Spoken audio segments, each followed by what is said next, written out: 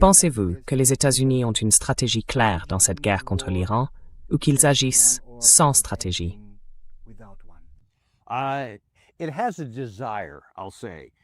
Je dirais qu'il y a une volonté. Il n'y a pas de stratégie.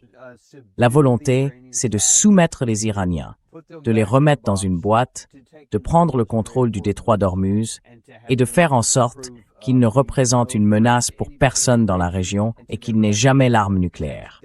Voilà ce que nous voulons. Mais il n'existe aucune stratégie pour parvenir à quoi que ce soit de tout cela.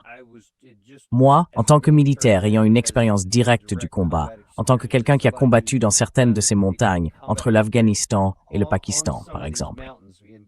Beaucoup des montagnes situées en Iran sont du même type.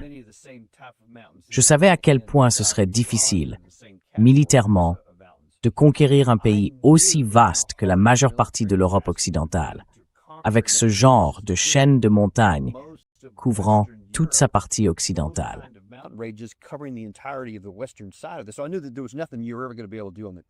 Je savais donc qu'il n'y avait rien que vous puissiez faire sur le terrain.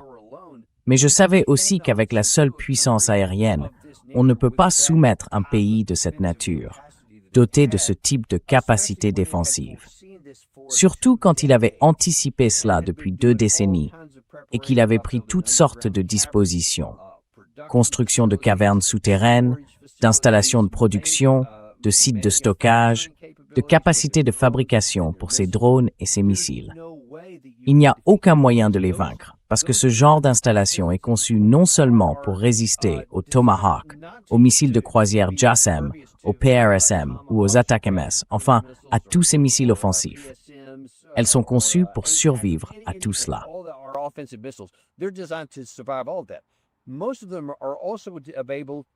La plupart peuvent aussi survivre à une explosion nucléaire. Je suis entré dans certains de ces sites ici aux États-Unis. Certains sont sous une montagne, littéralement sous une montagne. Et je sais, enfin, ils ont été conçus spécifiquement pour résister à certaines des plus grosses armes nucléaires que l'Union soviétique ait pu avoir à l'époque où ils ont été construits. Et c'est le même genre d'installation qu'il y a là-bas. Donc si vous savez, avant même de décider de déclencher une guerre, si vous savez que l'ennemi est de cette ampleur, qu'il dispose de ce genre de défense, et tout le monde le savait, et que ces installations sont imperméables à toutes nos munitions conventionnelles, pourquoi déclencher une guerre pour essayer de les contraindre à faire quelque chose que manifestement vous ne pouviez pas leur imposer?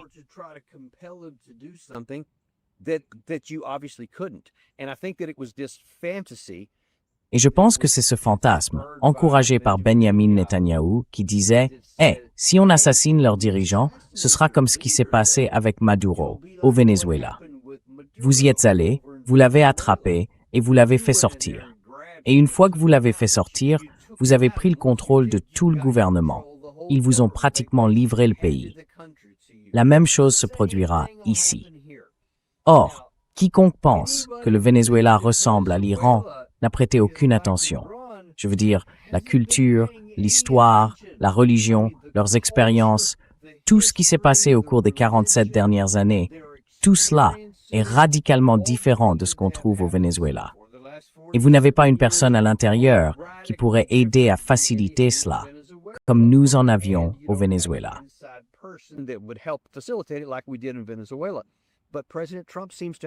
Mais le président Trump semble l'avoir pensé. Alors, comment expliquer les décisions apparemment contradictoires du président Trump concernant cette guerre? Font-elles partie d'une stratégie délibérée ou bien montrent-elles qu'il n'y a peut-être aucune stratégie?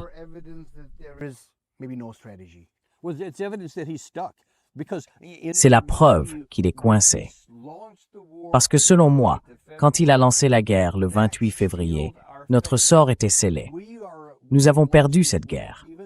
Même si elle est encore en cours aujourd'hui, il n'y a aucune logique qui nous permettrait de la gagner, parce que nous ne pouvons pas neutraliser l'avantage dont dispose la partie iranienne. Mais nous avons toujours des missiles.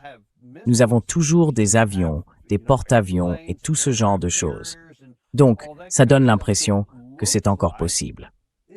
Peut-être que si nous concluons un accord suffisamment bon, ou si nous leur mettons suffisamment de pression, Peut-être que si nous les bloquons et faisons suffisamment souffrir la population, le gouvernement changera d'avis. C'est un fantasme. Mais c'est la seule chose qu'a le président Trump. Parce que s'il s'en tenait simplement à la réalité militaire, à la réalité stratégique, à la réalité culturelle et religieuse, il saurait que ce serait une chose insensée à faire.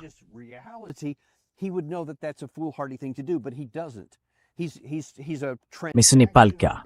C'est quelqu'un de transactionnel et il veut des relations aujourd'hui. Un exemple qui montre qu'il n'y a pas de stratégie. Une fois que nous avons déclenché la guerre, il n'y a plus d'objectifs militaires atteignables.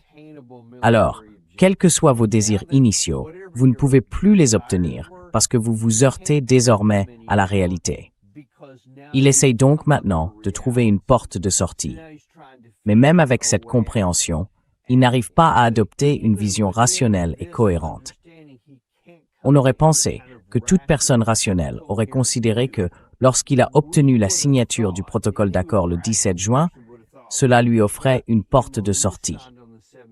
Il pouvait alors simplement appliquer les termes de ce protocole d'accord et la crise serait résolue.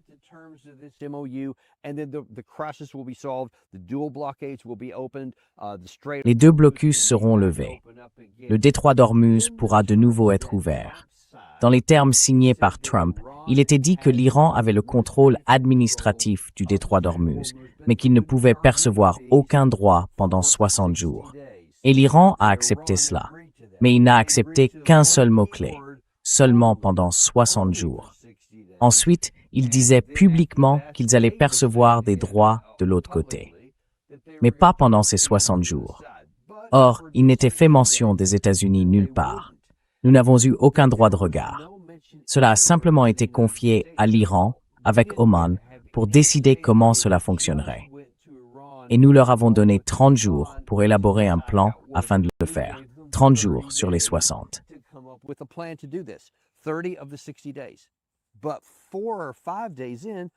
Mais au bout de 4 ou 5 jours, tout à coup, les États-Unis annoncent « Voilà un nouveau corridor sud avec Oman ». Donc même lorsqu'il a accepté quelque chose qui commençait à ouvrir la voie, le niveau est monté à environ 1/3 de ce qu'il était avant la guerre. C'est très bien.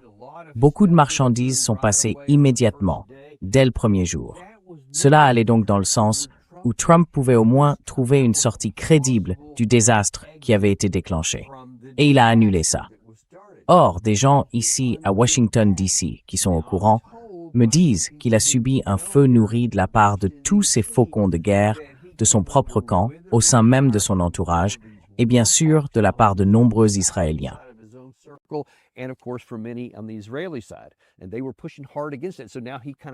Et il s'y opposait fermement.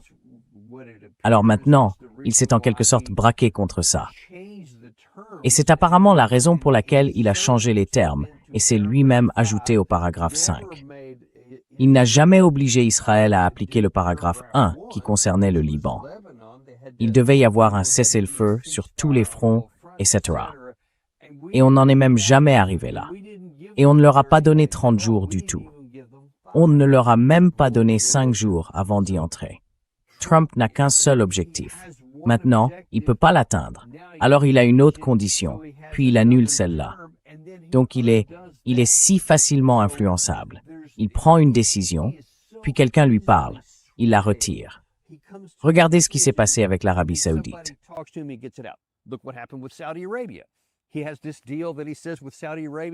Il a cet accord, dit-il, avec l'Arabie Saoudite. Tout va très bien se passer. Et puis tout à coup, le lendemain, il change de position et dit, eh bien, à condition qu'il signe les accords d'Abraham. Et les Saoudiens ont répondu, ça n'a jamais fait partie de notre accord. On n'en a même pas parlé. Mais ça montre bien que lorsque le président Trump est soumis à la pression d'un certain nombre de personnes, il cède constamment à cette pression. Alors, sur cette base-là, comment peut-on se mettre d'accord sur quoi que ce soit? Comment qui que ce soit peut-il conclure un accord avec les États-Unis ou espérer qu'il va réellement les mener à bien? Tout cela signifie qu'il n'y a aucune porte de sortie. Il n'y a ni issue militaire, ni issue diplomatique, parce qu'il refuse qu'il y en ait une.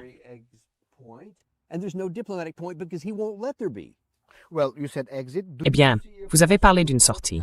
Voyez-vous une issue possible en Iran qui permettrait aux États-Unis, comme à l'Iran, de revendiquer une sortie digne? Oui, c'était le protocole d'accord.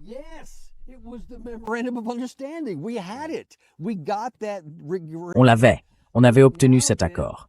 Mais maintenant, le président Trump a dit, encore ce matin, je crois, sur Truth Social, et son secrétaire Scott Bessent a dit, oui, nous voulons un autre accord, à condition que ce soit un accord qui nous plaise.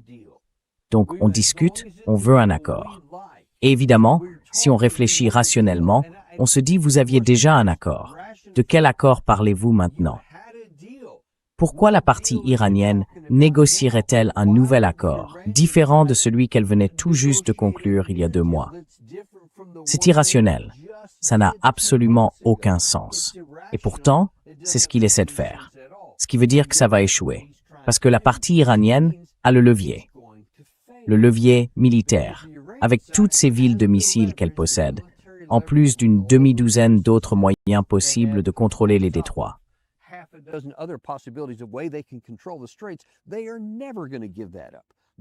Ils ne vont jamais renoncer à ça. Ils le disent ouvertement parce qu'ils en ont conscience désormais. Et certains de leurs responsables gouvernementaux officiels l'ont dit sur X. C'est maintenant une question de sécurité nationale. Ce n'est plus seulement une question économique. Désormais, le contrôle du détroit est un impératif de sécurité nationale, parce que c'est la seule façon pour eux de tenir en respect l'adversaire militaire américain, pourtant bien plus puissant.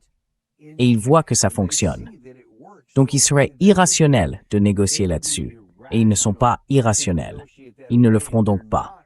On revient alors à la question, que pouvons-nous faire aujourd'hui pour que les 2 parties puissent se retirer? Il y a une solution. Je ne pense simplement pas que le président Trump puisse la mettre en œuvre.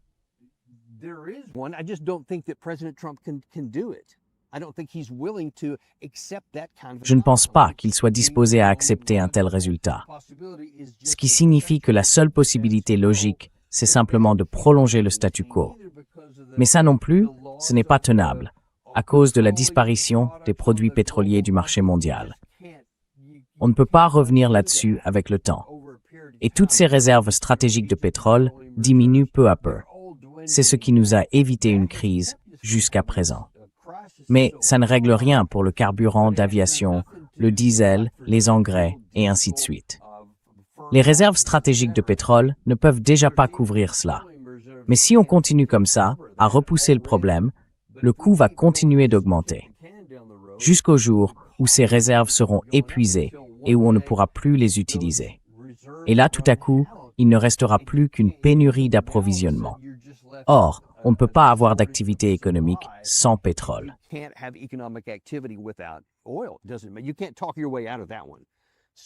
On ne peut pas s'en sortir par des paroles. La pression est donc sur le président Trump, et le camp iranien semble parfaitement conscient de tout ce que je viens de dire. Il sait que le blocus lui causera des difficultés et lui fera mal. Mais je pense qu'il a probablement calculé à juste titre qu'il peut endurer bien plus longtemps et souffrir bien davantage que notre camp. Et c'est donc ce qu'il fera. C'est une question existentielle. S'il abandonnait, ce serait illogique. Cela voudrait dire qu'il remettrait son seul levier entre les mains d'un président Trump imprévisible, tout en sachant qu'il risque fort d'être attaqué de nouveau plus tard. Ce serait donc insensé de s'en débarrasser. Je ne les vois tout simplement pas le faire.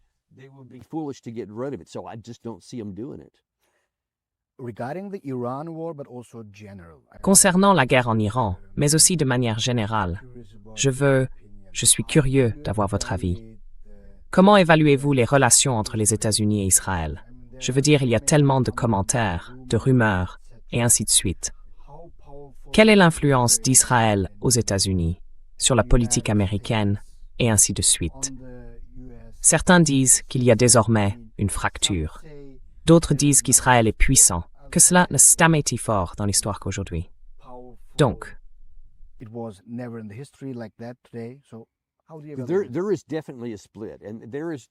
il y a clairement une fracture. Avant, dans toute notre société, toute génération confondue, il y avait simplement un réflexe pro-Israël. Pourquoi n'en aurait-on pas eu un? Bien sûr, c'est notre allié démocratique. C'est tout ce que disait tout le monde, jusqu'à Gaza après le 7 octobre, et ce qu'Israël a fait. Ils ont été attaqués le 7 octobre lors de cette attaque terroriste au terrible bilan. Personne n'avait de problème avec le fait qu'ils réagissent.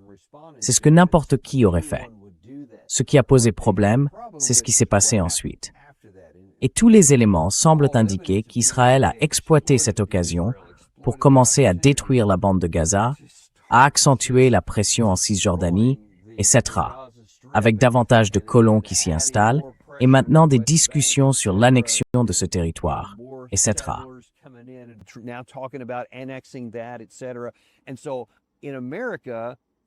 Et donc, aux États-Unis, il y a une grande fracture, parce qu'il y a ces élites qui s'accrochent de toutes leurs forces. Rien de tout ça ne les émeut, le génocide. Elles ne sont pas touchées par la mort de femmes et d'enfants, ni en Cisjordanie, ni à Gaza. Non, elles ont simplement dit non, Israël est notre allié, point final. Et tout ce qu'ils font, c'est à cause du 7 octobre. Alors elles ferment les yeux sur tout le reste. Mais en dessous de ça, dans la population américaine, les gens ne ferment pas les yeux. Ils ont leur téléphone, ils ont les réseaux sociaux, et ils sont touchés par la souffrance humaine, tout simplement.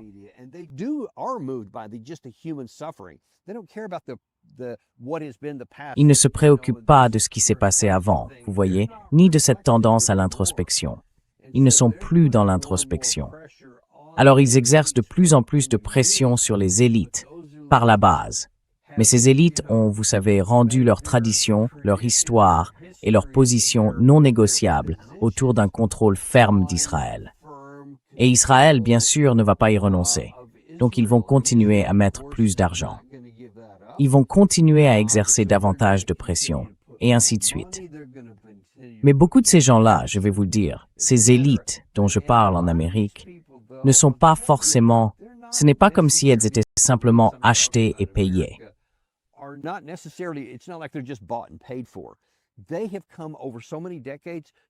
Au fil de tant de décennies, ils ont fini par croire sincèrement que nos intérêts et ceux d'Israël ne font qu'un. Donc, dans leur esprit, dire quelque chose de négatif sur Israël revient à dire quelque chose de négatif sur les États-Unis. Et ils s'accrochent à cette idée avec ténacité. Alors que les jeunes générations, en particulier, et une part croissante de toutes les générations, reconnaissent que non, ce n'est pas la même chose. Ils ont leurs intérêts, nous avons les nôtres. Et là où ils divergent, nous suivons les nôtres. Vous savez, nous avons élu le président Trump pour qu'il mette l'Amérique d'abord, pas Israël d'abord, pas le Royaume-Uni d'abord, pas l'Allemagne d'abord, le Japon, peu importe.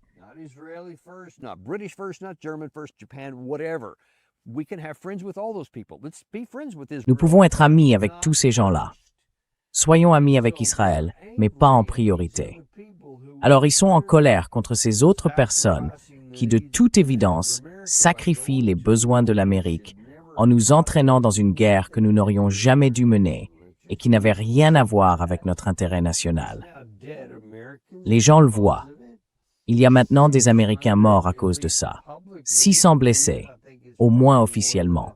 Je pense que c'est probablement plus de 1000, d'après ce que j'entends d'autres sources. Et puis, il y a l'argent que nous avons dépensé, les dégâts sur nos installations, les dégâts sur nos avions. 40 et quelques appareils, probablement plus près de 50 maintenant, ont été endommagés ou détruits. Nos bases ont été saccagées.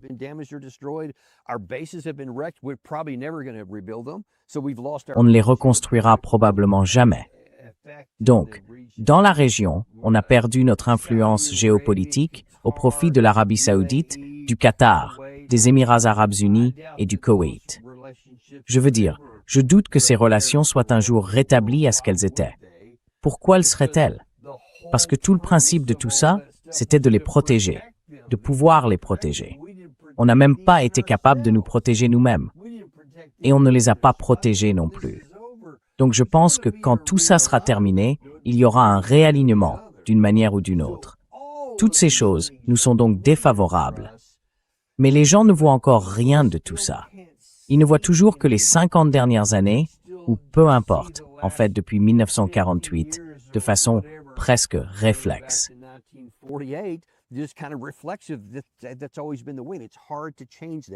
Ça a toujours été comme ça. C'est difficile de changer ça. Mais ça arrive, parce qu'on a déjà vu certains signes dans le domaine électoral. Des gens se sont donc débarrassés d'élus qui étaient pro-Israël à cause de ça. Alors, ça a aussi fait peur à ces élites. Mais elles ne prennent pas la fuite. Elles redoublent d'efforts. Il y a donc vraiment une division et un affrontement. Mais je pense qu'avec le temps, ça ira dans le sens du peuple. C'est presque toujours le cas. Ces gens s'accrochent simplement à des vestiges qui ne peuvent pas être défendus. Et je pense qu'à terme, ils vont perdre. Mais ce sera une bataille difficile.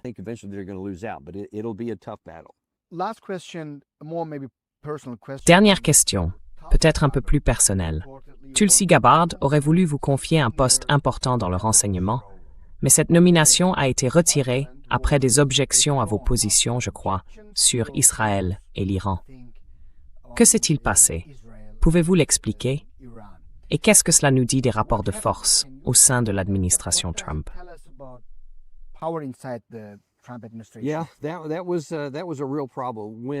Oui, c'était un vrai problème. Quand Tulsi m'a approché pour la première fois et m'a dit qu'elle voulait que je sois son numéro 3 au sein de l'ODNI, j'ai répondu « Bien sûr que je veux servir le pays. Ce serait un honneur pour moi de pouvoir faire ça. » Mais je lui ai dit « Écoute, j'ai été assez franc sur le fait qu'à mon avis, Israël s'engage sur une mauvaise voie avec ce qu'il fait depuis le 7 octobre et avec la manière dont il a mené la guerre à Gaza, au Liban ou ailleurs là-bas. Et je ne suis pas sûr que ça passe bien dans cette administration. » Elle m'a répondu « Oui, je pense qu'on peut s'en sortir avec ça, parce que tu as un excellent parcours. »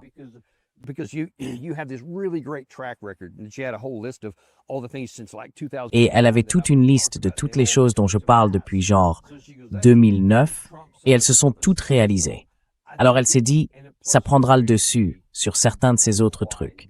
Et puis, on veut que ce soit assez discret, que ça passe sous le radar. Donc, une fois que je serai en poste, il deviendrait vraiment difficile de faire sortir qu'un vent en femme faire sortir quelqu'un. Comme on l'a vu, c'est arrivé quelquefois. Mais juste avant qu'on entre en fonction, il y a eu quelques articles dans les médias israéliens, surtout dans les versions américaines de certains d'entre eux, qui disaient « Oh mon Dieu, Daniel Davis va entrer à l'ODNI et Tulsi Gabbard le place là-bas, et il a dit toutes ces choses terribles, ou quelque chose comme ça. »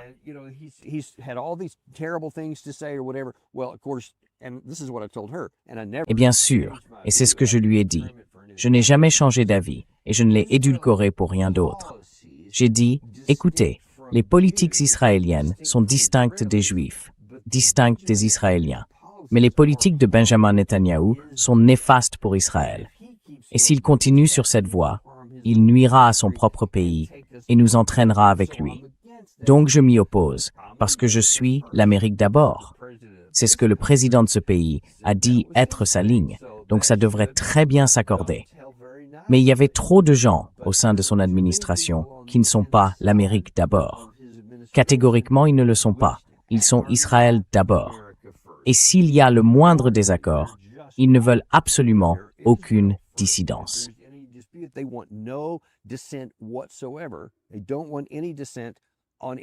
Ils ne veulent aucune dissidence sur quoi que ce soit concernant Benjamin Netanyahou, personnellement, dans le privé ou en public, peu importe. Il ne peut y avoir aucune critique de quoi que ce soit en Israël, surtout au niveau de l'administration. Alors ces gens l'ont compris. Et ils se sont dit que la dernière chose qu'ils voulaient, puisque l'une de mes fonctions devait être le briefing quotidien du président, c'est ce que j'allais lui fournir. J'allais en être responsable.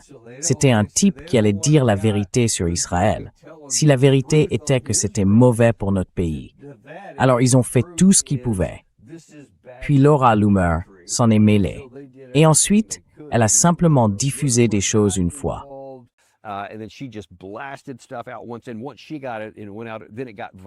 Et une fois qu'elle l'a reçu et que c'est sorti, ça est devenu viral. Puis c'est remonté jusqu'à Susie Wiles. Et alors, sans plaisanter, le jour où j'étais censé commencer, je venais tout juste de passer un test au détecteur de mensonges de la CIA.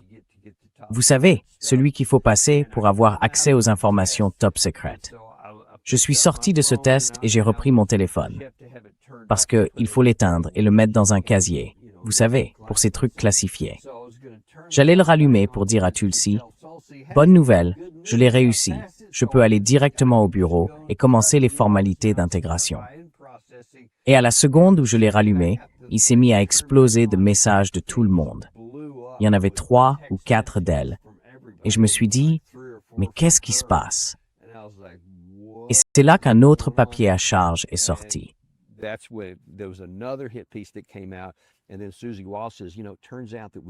Puis Susie Wiles dit, « Vous savez, il s'avère que dans votre émission, vous avez sapé le président sur la guerre entre la Russie et l'Ukraine. » J'ai répondu, « Mais de quoi vous parlez? » À ce moment-là, le président Trump disait qu'il allait y avoir un cessez-le-feu entre la Russie et l'Ukraine. Et dans mon émission, j'avais dit qu'il n'y aurait pas de cessez-le-feu. Il n'y a aucune chance que Vladimir Poutine accepte un jour un cessez-le-feu alors qu'il a l'avantage. Enfin, ça n'a aucun sens. Eh bien, quelqu'un a simplement dit à Susie Wiles, « Vous voyez, il sape le président. » Et j'ai dit, « Si vous regardez l'émission, vous verrez que je suis favorable au cessez-le-feu. Je le veux, mais je veux que la Russie l'accepte. Il suffit de regarder ça. » Mais à ce stade, il était clair qu'il cherchait juste une raison pour dire non. Alors elle a dit, « C'est tout. Ils ont retiré votre nomination sur le champ. Et c'est pour ça que j'ai été écarté. »